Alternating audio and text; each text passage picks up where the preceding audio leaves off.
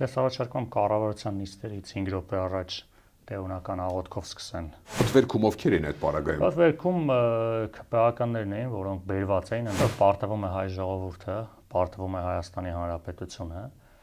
որովհետև Եթե հաջողի Փաշինյանը։ Ցանկացած պարագայում Նիկոլ Փաշինյանը հերթական այսպես կոչված իր հեղափոխական արշավն է անում, չէ՞ ինչ-որ մեկի դեմ։ Իշխանությունները ոչինչ չեն անում գերիների վերադարձի հետ կապված, նախընտրական շրջանակներում չենք բացառում, որ որոշ գերիների վերադարձ դա կվերաբերի հենց ղեկավարությանը, թե մյուսների մասին է խոսքը։ Բացառում եմ, որ չենք բացառում, այս դատավճիռները վերջում կդառնան Հայաստանի Հանրապետության դեմ հայցեր, որ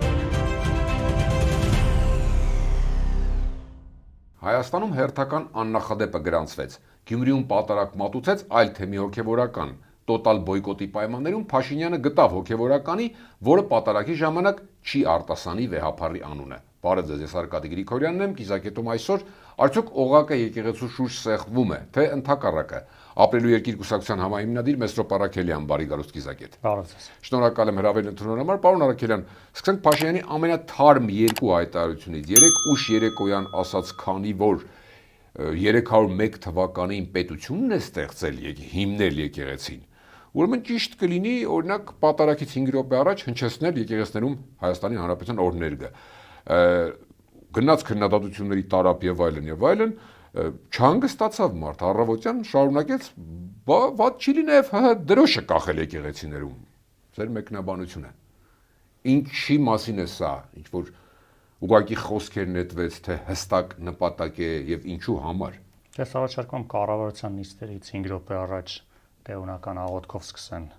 առավելևս որ Նիկոլ Փաշինյանը եւ իր թիմի համար դա շատ կենսական նշանակություն ունի, այնինչ անում են եկեղեցու դեմ, թող մի հատ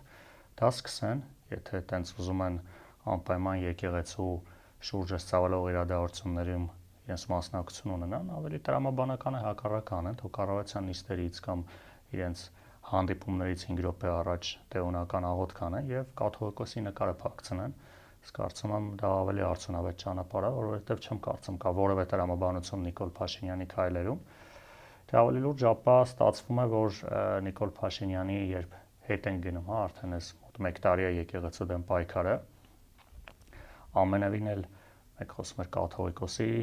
դեմ պայքարից, մեկ ինչ-որ եկեղեցու, որոշ եկեղեցականների խնդիրների հետ կապված, բայց մենք տեսնում ենք, որ Նիկոլ Փաշինյանի նպատակը մեկն է, քանդել մեր հոգևոր գլխավոր արժեքը հայ առաքելական Սուրբ եկեղեցին։ Կանեք դա մաքսիմում նպատակն է, ունի մինիմում եւ մաքսիմում նպատակներ, եթե այդ գծով ենք։ Այդ ցավով արձանագրենք, ստացվում է, որ հաշվի առնելով նաեւ որ արդեն որոշ հոգևորականներ այլ վարքագիծ են դրսևորում, ապա այդ պարակտումը եւ որը ավելի ցավալի այդ պարակտման նկատմամբ հասարակության ընկալումը, որովհետև ստացվում է այնպես, որ հիմա որոշ հոգևորականների նկատմամբ հասարակությունը ունի բացասական կարծիք, որոշների սատարում է եւ դա հենց այն վատագույնն է, որ Նիկոլ Փաշինյանը ցավոք կարողացավ հասնել, որ հայ առաքելական եկեղեցու հետևորդներս որոշ հոգևորականների նկատմամբ, որոնք շարունակում են իրենց ծառայությունը, ունենք մեղմ ասած ոչ դրական վերաբերմունք վերջին օրերի նրանց վարքագծի պատճառով։ Իհարկե կարող ենք նաեւ ավելի խորքային ուսումնասիրենք այն իրադարձությունները, երբ որ սկսեցին համընկավ ամենայն հայոց կաթողիկոսի կողմից Արցախի վերաբերյալ հիշում ենք Ժնևում եկեղեցական համաշխարհային խորհրդում արցախցիների վերադարձի պատմամշակութային կոթողների նկատմամբ վանդալիզմի, որտեղ նաև Արցախյան պատերազմում Թուրքիայի մասնակցության մասին բավականին ազդեցիկ ելույթից հետո միանգամից սկսվեց այս արշավը եւ սրանով մենք վստահ ենք, որ Նիկոլ Փաշինյանը առնվազն Թուրքիային եւ Ադրբեջանին սկզբում ցույց էր տալիս, որ ինքը որևիցե կապ չունի, իսկ այդ խոսույթի հետ, իսկ դա Հայաստանի դիրքորոշումը չէ, եւ ավելի խորը գնաց նաեւ սրանով վնասելով եւ այսինքն ստացվեց այնպես, որ եկեղեցու այն առաքելությունը, որը նաեւ երկրի առջև ստանձնած մարտահրավերների շուրջ ներկայացվում էր, Արցախի հիմնահարց գերիներ։ Օրինակ, գերիները նաև Բաքվում պահվող, դա հիմա փաստորեն ստացվեց այնպես, որ այն որս եկեղեցու այս խնդիրներն են դարձել առաջի պլան եւ եկեղեցին նաև իր ավելի շատ քննարկումները, խոսույթը, հա, նաև հանրային խոսույթը եկեղեցու նկատմամբ վերաբերում է եկեղեցու պաշտպանությանը եւ ցավոք եկեղեցին արդեն մի քանի ամիս է չի կարողանում իր ազդեցիկ լծակները օգտագործել հենց այդ հայանպաստ գործունեությամբ զբաղվելու։ Հա, կանգնեցել։ Ինչ էր կատարում, եթե մի կոնկրետանանք մարտավարության վրա, երեք Գյումրիում ինչ էր կատարում ձեր կարծիքով, եթե չեմ սխալվում այնտեղ եք։ Այո։ Ինչ էր կատարում, ասեք սա պետք է համարել Գյումրին, տեսեք Գյումրի արդեն Շիրակի թեմ, խորհրդանշական տեղ։ Սա կարող եք համարել հակաեկեղեցական այս արշավի, ինչից որ խոսում էին, կուլմինացիա մի տեսակ, հա։ Մի ամբողջ թեմ, տեսեք, հրաժարվեց պատարակ մատուցելուց, գտան այլ թեմից, հա, բերեցին այլ քահանայի։ Սա ինչ էր Գյումրին։ Ու բավականին ամոթալի տեսարան էր, որտեղ առավոտյան որ գնացինք, նայեք Գյումրի ամբողջ մեծ կենտրոնը ոստիկանական ուժերով շրջափակված, այսինքն Գյումրի հրապարակ, դրա մերձակա փողոցները ամբողջովին փակ, այսինքն այս նման բան չեմ էլ հիշում, հա, որ այսինքն եթե թեկուզ ինչ որ մի պետական միջոցառում է կամ այց է, բայց ամբողջ հրապարակը փակ էր եւ գյումրեցիների ու նաեւ Գյումրի եկած յուրերի մեր այլ հայրենակիցների հիմնական հոսքը Սուրբ Ամենափրկիչ եկեղեցում էր, որտեղ մատուցվեց պատարակ հենց Շիրակի թեմի հոգևորականների կողմից, մենք էլ մասնակցեցինք, որովհետեւ այլ ինֆորմացիա թե Նիկոլ Փաշինյանի խումբը ինչ էր անում 7 վերք եկեղեցում չունենք։ Կներեք 7 վերքում խումբներ ձեր դիտարկմամբ ընդհանրապես 7 վերքում ովքեր են այդ պարագայում։ 7 վերքում ԿՊԱ-ականներն էին, որոնք բերված էին, ընդ որում նաև մեր տեղեկություններով են, որ փորձելով հերթական անգամ, հա, որովհետեւ այտենց հանրային ընդվզման միջադեպեր, որ բարբերաբար լինում են, նաև ոնց հասկացանք, այսպես ասած face control էին անում, միայն իրենց համակին է, սա ուղղակի խայտարակություն էր, այսինքն հատուկ իրենց խմբի համար էր այդ միջոցառումը, այսպես կոչված իրականացված, իհարկե ակնհայտ էր, որ Շիրակի թեմի առաջ հոգևորականները որովհետեւ մասնակցություն չունեցան, բայց միանշանակ խայտարակություն էր, որ այլ հոգևորականներ եկան եւ պատարակ մատուցեցին այն եկեղեցում, որի հոգևոր առաջնորդը այսօր բանտարկված է եւ սա ուղղակի նաեւ գյումրեցիներից հասումը առաջացրեց, այլ չասենք օրվա խորհուրդը Հավրիչ երկրաշարժի հիշատակի օրներ եւ փոխանակ կառավարությունը Նիկոլ Փաշինյանի գլխավորությամբ զբաղվի Հավրիչ երկրաշարժի հետևանքները վերացնելու Գյումրիում հերթական անգամ պառակտում է առաջացնում հասարակության մոտ, դեռ սա բավականին ամոթալի ու տխուր իրավիճակ էր կողք կողքի երկու եկեղեցում միաժամանակ ինչ-որ պատարակներ են մատուցվում։ Ինչ է ասում կուլմինացիոն կետ, պարոն Առաքելյան, թե շարունակենք, ձեր բնորոշմամբ, ձեր կարծիքով հաղթում թե պարտվում է Փաշինյանն այս պայքարում, ընդհանրապես, եթե այս պայքարի մեջ ճիշտ է կիրառել հաղթող ու պարտվողը, հա, նման դեպքերում, եւ ով է պարտվելու, եթե հաղթի Փաշինյանը, ընդհակառակը Ալեն Սիմոնյանի երեկվա ակնարկը, որ հստակ դա որոշում էր թե ակնարկ, ասում էր ժամանակն է արդեն գնալ Մայրաթոր եւ այնտեղ հայ տեղափոխել հակամարտությունը, սա ինչ էր։ Անկնդրը պարտվում է հայ ժողովուրդը, պարտվում է Հայաստանի Հանրապետությունը, որովհետեւ եթե հաջողի Փաշինյանը ցանկացած պարագայում նույնիսկ այս պահին եթե նույնիսկ ամեն ինչ դադարի, ասեք եկեղեցին մեր նաև Սփյուռքի ամենահամակարգված կառույցն է, որը նաև ներկայացնում է մեր Սփյուռքում գտնվող բազմաթիվ համայնքներ եկեղեցու շուրջ են, նաև լոբինգական որպես գործիքակազմ հենց եկեղեցին է միշտ հանդես եկել տարբեր երկրներում մեր եկեղեցական թեմերը Հայաստանի Հանրապետության հայ ժողովրդի շահերն են միջ բարձրաձայնել, ընդ որում դա նաև աշխարհում բավականին ընկալելի է եղել հայ առաքելական եկեղեցու ազդեցիկ դերը ամբողջ աշխարհում հայկական ցանկացած հարցի շուրջ եւ Հայաստան եւ Սփյուռք նաև կապի գլխավոր խողովակներից մեկն է եղել եւ այս իրադարձությունները արդեն մեծ վնաս են հասցրել ոչ միայն եկեղեցուն, այլ նաև հայ ժողովրդին Սփյուռքում գտնվող մեր հայրենակիցներին, նույն Հայաստանի Հանրապետությանը, որովհետև եք հենց նայենք էլի պատկերացրեք, sense մի իրավիճակ այլ երկրում լիներ, ուղղակի մենք լրահոսից հետևենք անկախ դետալների մեջ խորանալու։ Ակնհայտ է, որ այդ երկրի նկատմամբ ունենալու ենք որոշակի վերապահումներ, չէ՞, որտեղ դա առնվազն կնեցի որ ներքին խնդիր է եւ այդ ներքին խնդիրը ինչ իրավիճակում է մենք հայտնվենք, թույլատրում է հենց այդ երկրին։ ու զարմանում եմ, որ չնայած վստահ եմ Նիկոլ Փաշինյանը լավ էլ գիտակցում է, որ այս ամենը միայն վնասում է Հայաստանի Հանրապետությանը, ընդ որում հայ առաքելական եկեղեցու ազդեցիկ դերը աշխարհում չէր ձևավորվել մի քանի տարում կամ 1 կամ 2 կաթողիկոսի շնորհիվ։ Դա պատմական ազդեցիկ դեր էր դարերով եկած, ընդ որում տնայինք շատ քիչ կառույցներ կան աշխարհում, ընդ որում եւ քաղաքական, եւ պետական, եւ կրոնական, ովքեր ունեն 1700-ամյա պատմություն, այսինքն ինստիտուցիոնալ պատմություն ունեն, չէ՞, մենք արդեն 132 կաթողիկոս ունենք, այսինքն շատ քիչ կառույց են, երկրներ, հա, որ 132 ղեկավար են նույնիսկ ունեցել, այդպես չկան, այսինքն այդ տեսանկյունից, այսինքն դարերով եկած ազդեցիկ դերը, որը ներկայացնում է եկեղեցին Հայաստանին եւ հայ ժողովրդին, մեծ վնաս է հասցվում եւ ցավում եմ, որ սա Նիկոլ Փաշինյանը առաջին հերթին օգտագործում է նաեւ ներքաղաքական նպատակներով, որովհետեւ այսօր նաեւ դա ենք քննարկում, որ երբ որ եկեղեցու թեմաները լրահոսից ու իշխանության գործողություններից մի պահ եկեք հանենք, մտնում մոնիտորինգ անենք։ Տակը բան չի մնում։ Իսկ որ սա հանում ես, Նիկոլ Փաշինյանը եւ իր թիմը որևէ զբաղմունք, որևէ ասելիք չունեն։ Իսկ ինչ են անում ամբողջ օրը։ Լավ, տենց մի երկու էլի տենց դպրոցի մի երկու հատ ասֆալտի նկար են դնում, ու իրանք հասկանում են, որ սա էլ հետաքրքիր չի, այսինքն սա նորություն չի։ Հիմա դուք լրագրողներդ էլ եկեք մի հատ լես եկեղեցու օրակարգը որ հանում եք, որովհետեւ ինչ կա Նիկոլ Փաշինյանին լուսաբանելու։ Այսինքն դուք օրվա վերջի 1-2 ամսում ինչ եք լուսաբանել Նիկոլ Փաշինյանի գործունեության մասին։ Այսինքն ձանձրալի, անհետաքրքիր ղեկավար է դարձել, նաեւ հանրության համար, մեդիա դաշտի համար։ Ու սա նաեւ իր շուրջ օրակարգի ձևավորման նախընտրական գործիքը կազմերից մեկն է, որովհետև հետ են գնում ինչ եղավ 18 որ միշտ մնա ուշադրության կենտրոնում, հա։ 18 թվականին մերժում էին Սերժին, այդ էր գլխավորը։ 21 թվականին մերժում են Ռոբերտ Քոչյանին։ Հիմա հասկացան, որ էլ արդեն մերժվել գնացել են, որևէ մեծ ազդեցություն չունեն նախկիները, առավելևս հանրության մոտ այդ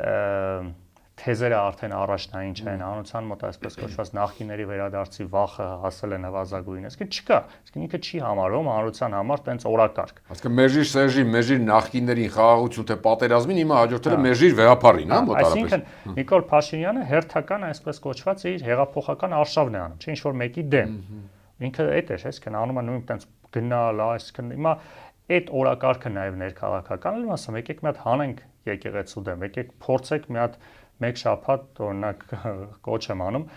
չլուսաբանել այս եկեղեցականը Նիկոլ Փաշինյանի գործողություն, որոնց մենք անդադ ենք ասում, եկեք թողեք իրենց մենակ, նաև մեդիա տեսանկյունից թողեք, իրենք իրենցով թող գնան, իրենց 1-2 այդ փոքր լրատվականներով թող լուսաբանեն։ Երբ որ չեք գնում, մի անգամ եղավ համընկավ Էջմիածնի ընտրությունների հետ։ Հիշում եք այդ օրը, ոչ մեկը ձեր լուրագրողների հետ առավելևս գնացել էր Վայոց ձոր։ Հա, Խաչիկ գյուղի պատարակը։ Ինչ որ բան հիշում ենք այդ բանը։ Հա, ամենայն հարգանքով, բայց նաև լրագրողները եւ մեդիան է այս թեման սարքում sense մեծ օրակարգ քննարկման։ Ասում եմ Խաչիկ գյուղի պատարակը ոչ մեկին չէ, իրանք իրանցով գնացին։ Հիմա երբ որ լրագրողները հանրությունը այս թեմայից դուրս է գալիս, իրենց տենց գցում ենք իրենց անկյունը, իրենք թող գնան, իրենք իրենց լուսաբանեն, իրենց ֆեյքերով լայքեն ու հասարակության մոտ մենք ինչն է կարևոր։ Հիմա Նիկոլ Փաշինյանի մոտ ստացվում է, սա բերում է նաև հանրային ու լրատվական օրակարգ հասարակում, երբ որ մենք նաև քաղաքական դաշտը, լրագրողները ու նաև հասարակությունը այս թեմայից հեռու մնանք, ես վստահ եմ ինքը 1-2 շաբաթ հետո այլևս այս օրակարգը չի իմանալու ինչ անի։ Հետևաբար սա եւ արտաքին քաղաքական, ինչպես նշեցի, կարևոր մի հատ քաղաքականություն էր Ադրբեջանին, Թուրքիային ցույց տալու իր հավատարմությունը հակաեկեղեցական պայքարին եւ ներքաղաքական։ Ինքնական մեր ցույց տալիս թե ինչպես ասում են պատվիրել են, հորդորել են, այդպես տեսակետ էլ կա, չէ՞, ընդդիմության շրջանում։ Դե պատվեր, հորդոր, առնվազն Ադրբեջանը բազմիցս խոսում էր Արցախի հարցի արծացման իր դժգոհության մասին, երբ որ եւ քաղաքական դաշտում մի անգամից ռևանշիստները Արցախի մասին ովքեր, այսինքն Արցախի շուրջ ովքեր որ որևէ դիրքորոշում էին ներկայացնում, Ադրբեջանի կողմից մի անգամից, այսպես ասած, զայրույթ էր բարձրանում ուղղված Նիկոլ Փաշինյանին, ընդ որում մեկ շատ անթույլատրելի խայտառակ, հա, ինչ որ խոսույթ էին ձևացնում, թե այ մենք որ ասում ենք Արցախ, իրանք էլ ասում են Արևմտյան Ադրբեջան, այդ ուղղակի ինչ ասեմ,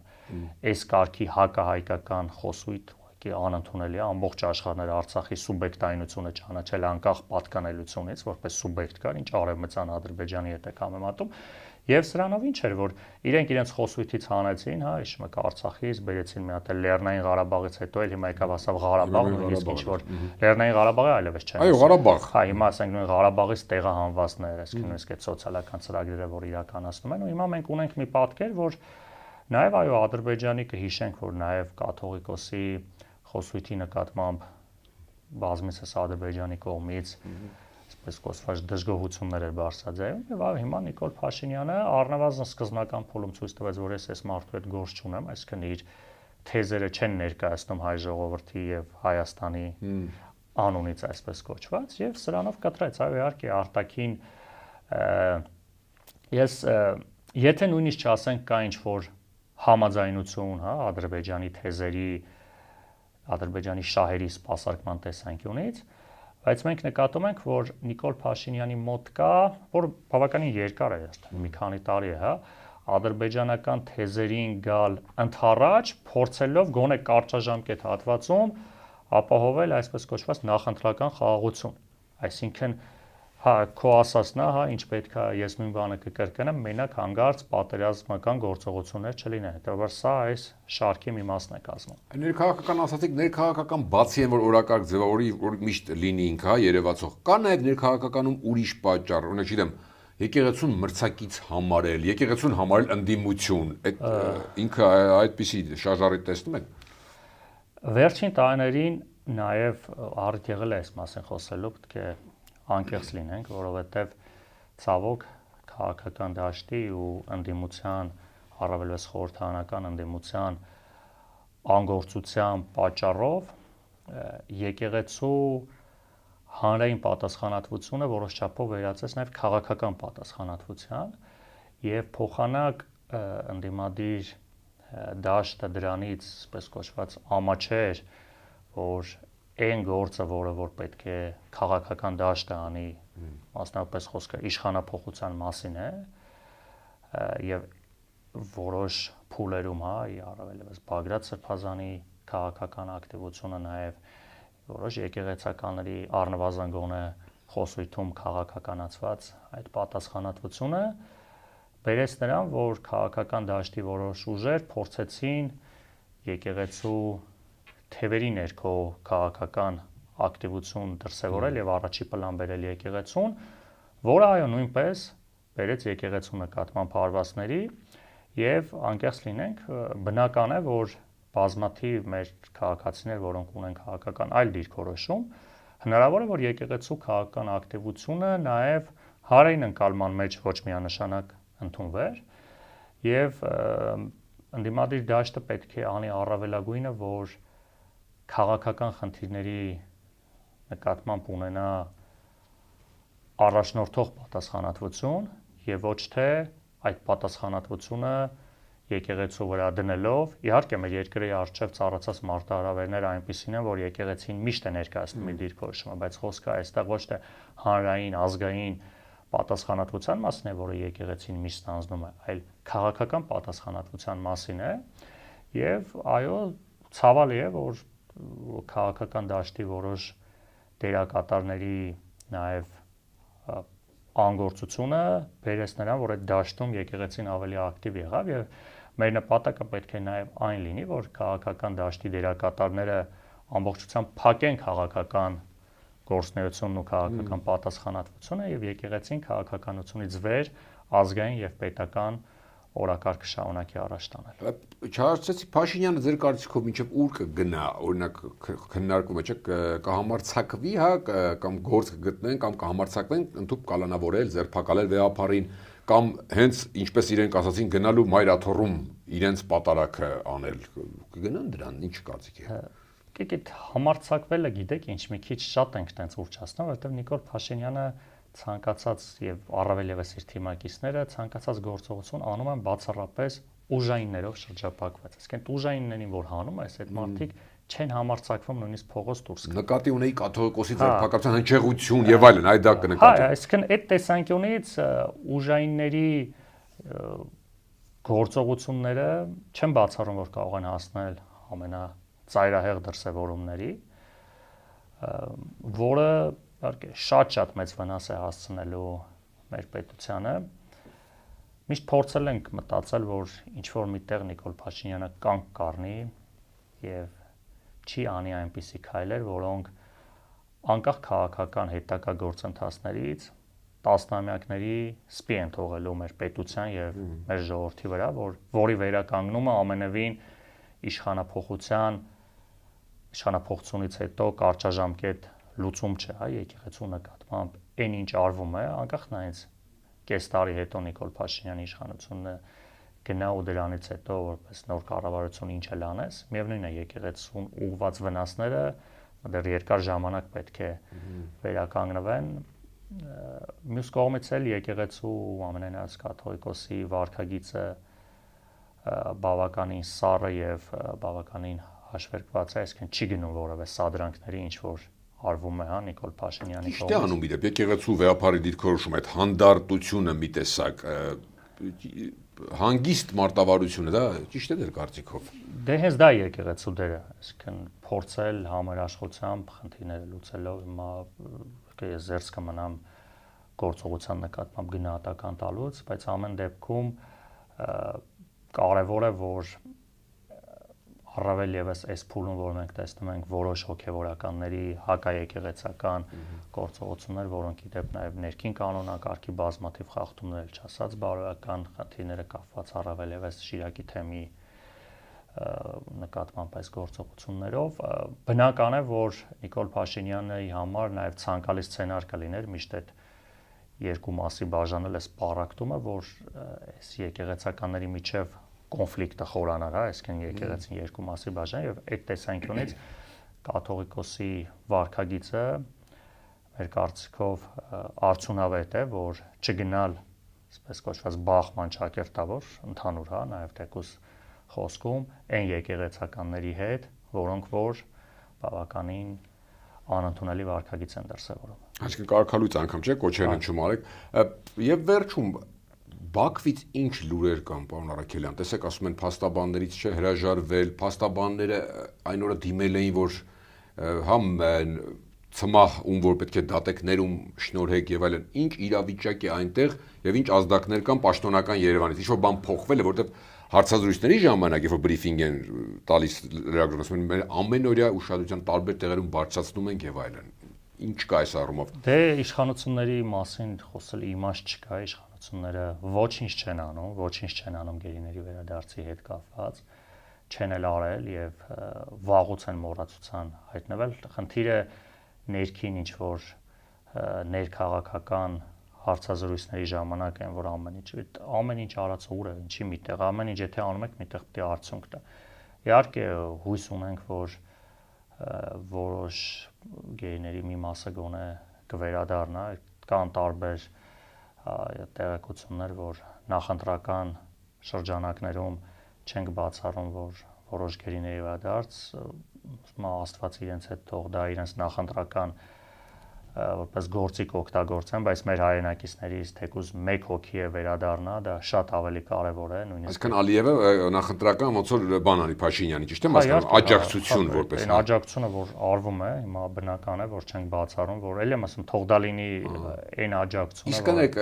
եթե այդքան կա դա կվերաբերի հենց ղեկավարությանը, թե մյուսների մասին է խոսքը։ Բացառում եմ, որ դա կվերաբերվի, իհարկե յուրաքանչյուր հայրենակցի վերադարձը անկախ կարգավիճակի առաջնային է մեզ համար, առավել եւս չմոռանանք, որ այս պահին գերիներ կան, որոնք 2020 թվականից են Բաքվում, հետեւաբար առավել եւս 2020 թվականից Բաքվում գտնվող գերիները, որոնք արդեն 5 տարի է տանջվում են Ալևյան բռնապետության ներքո, օր առաջ պետք է վերադառնան։ Բաքվում Արցախի ռազմաքաղաքական ղեկավարության եւ մնացած այլ քաղաքացիների այդ 15 հոգու նկատմամբ դատական գործընթացը մտնում է ավարտական փուլ եւ ոնց որ հասել ենք արդեն դատավճռի հրապարակմանը, ակնհայտ էր ի սկզբանե, որ ամենախիստ պատիժն է լինելու, որով Ալիևը եւ աշխարհին է ցույց տալու եւ հայ ժողովրդին հերթական անգամ իր ստորացնող խոսույթով հանդես է գալուս։ Իհարկե այնտեղ 1-2 հոգու նկատմամբ 20 տարվա դատավճռի առաջարկ կար, բայց պարզաբանենք, որ սա էլ ինչ-որ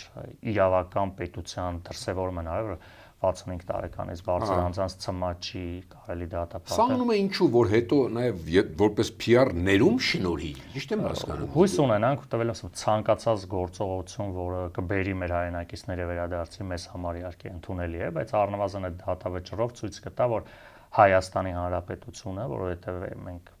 դետալավորված ենք հետևել այս գործընթացին, այսինքն ամբողջ գործընթացը գնում է նրան, որ այս մարդիկ կատարել են Հայաստանի Հանրապետության անունից հանցագործություններ Ադրբեջանի տարածքում, մարդկանց են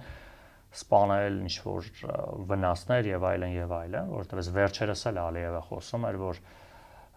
Հայաստանի Հանրապետությունը դեռ խորհրդային միության ժամանակներից ադրբեջանական ինչ-որ մշակութային շինություններ է քանդել եւ այլն, պետք է պատասխան տան միջազգային դատարան, այսինքն ամենևին հակայի քաղաքականությունը չի նվազում եւ չենք բացառում, այս դատավճիռները վերջում կդառնան Հայաստանի Հանրապետության դեմ հայցեր, որովհետեւ ինչ է տեղի ունենում, այս մարդիկ ընդհանրապես գործիքներ են եղել, բայց սրա արդյունքում նաեւ այդ քննությունների դատարանի այդ գործընթացներում էլ եղան մինչև 70 միլիարդ դոլարի չափ հասնող վնասներ, որ իբր թե Հայաստանի Հանրապետությունը հասցրել է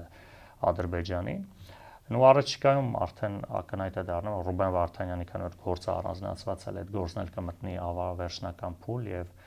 ելի կլինի դատավճիռ։ Հայաստանի իշխանությունները առնվազն ունեն լիարժեք հնարավորություններ բարձրաձայնելու նաեւ այս մարդկանց իրավունքների պաշտպանության շենք, որ Կարմիր խաչի գրասենյակի փակվելուց հետո որևիցե տեղեկատվություն չկա եւ գոնե այդ ուղղությամբ խնդրեն զբաղվեն, որ միջազգային այլ կառույցներ նույն դեսպանատների մենք ինքներս բազմիցս բոլոր կառույցներին դիմում ենք, որ խնդրում ենք գոնե Բաքվում գտնվող իրենց գործընկերներին, կլինի ՄԱԿ-ի դեսպանատների գնացեք գոնե այս մարդկանց այցելեք, իրենց վիճակի մասին տեղեկություն փոխանցեք, ել չասած, որ օգոստոսի 8-ին նախագահ Թրամփի հովանու ներքո այդ գործընթացը բացառիկ շանս է գերիների վերադարձով զբաղվելու, որը հենց այդ պահին ես վստահ եմ, որ այդ պահին, որ Նիկոլ Փաշինյանը ասեր, խնդրում ենք գերիների վերադարձով զբաղվեք, ես չեմ կասկածում, որ այդ գործընթացը հաջողելու համար այս նախագահ Թրամփը այդ պահին նույն կարող էր, նաև սիրում էր հանրային հրապարակային կասեր ու կասել է մատել մի քանի օկու ազատեք հենց այստեղից։ Սա առիթով օրինակ։ Առավել եւս որ այն ժամանակ հավակնում էր նաև խաղաղության Նոբելյան մրցանակին։ Ցավոք ստացվում է այնպիսի իրավիճակ, որ այլևս ակնհայտ է դառնում, որ առնվազն ռազմական ղեկավարության վերադարձի մասով Հայաստանի իշխանությունները ունեն գոնե ժամանակային մեծ վերապահում։ Ինչ-որ բան խանգարում է։ Մի ճշգրտումով ավարտենք, որ ասում եք դա հիմնված է ձեր վերլուծությունների վրա, այն որ ասում եք հնարավոր չեմ բացառում, վերադարձ որոշ մարդկանց, թե միջազգային ինչ-որ խողովակներից շշուկներ եք լսել։ Ոչ պետական բնականաբար։ Կան ոչ հրապարակային նաև որոշակի տեղեկատվություն, որ մենք ստանում ենք, վերլուծելով այդ տեղեկատվությունները, այո, չենք բացառում, որ կարող է նման գործընթաց տեղի ունենալ։ Խոսքը սովորական քաղաքացիների մասն է ասում։ Շատ շնորհակալ եմ հետաքրքիր զրույցի համար։ Հիշեցնեմ, Կիզակետում այսօր Ապրելու երկիր կուսակցության համայնքնադիր Մեսրոպ Առաքելյանն էր։ Կիզակետի թողարկումներն ուշադրել տեսանյութեր դիտելու համար առաջարկում եմ բաժանորդագրվել մեր YouTube-յան ալիքին, կհանդիպենք